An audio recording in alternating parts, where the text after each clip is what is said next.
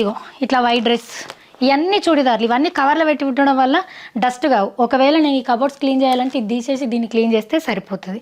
And ఒకటే దగ్గర అన్నీ ఉంటాయి కాబట్టి మనకు టైం వేస్ట్ కాదనమాట.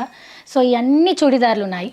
ఇక నెక్స్ట్ ఇక్కడికి వచ్చినాక ఇవన్నీ లెగ్గిన్స్ చుడిదార్ మీదకి. ఇక ఇవేమో గోల్డ్ షిమ్మరు, కొంచెం యాంకిల్ లెంత్ లెగ్గిన్స్ ఇవన్నీ. ఇక ఇవన్నీ షార్ట్స్.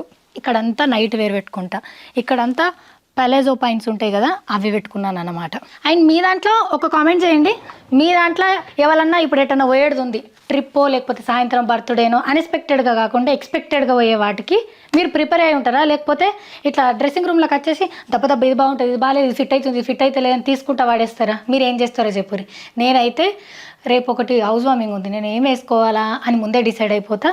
అది మాత్రమే తీస్తా, అది మాత్రమే లోపల పెడతా, అంతే. అంతకు మించిన ఇంకా పెద్దవి ఉండే. కొంతమందిని చూస్తారు, అయ్యా ఒక డ్రెస్ వేసుకునే 10 డ్రెస్సులు బయట ఎత్తారు, మళ్ళా 10 డ్రెస్సులు పెట్టుకుంటారు, అవి పడతలేవంటారు. నేను ఒక రోజు ముందు ఒక డ్రెస్ వేసుకొని చూస్తా, ఫిక్స్ అయితే పొట్టిదని చూపిస్తాడు మా ఆయన. అది ఫిట్ అయితే అది ఉంచుతా, లేదంటే ఇంకొక సెకండ్ ఆప్షన్, అంతే. అంతకు మించి ఎక్క పెట్టుకోను.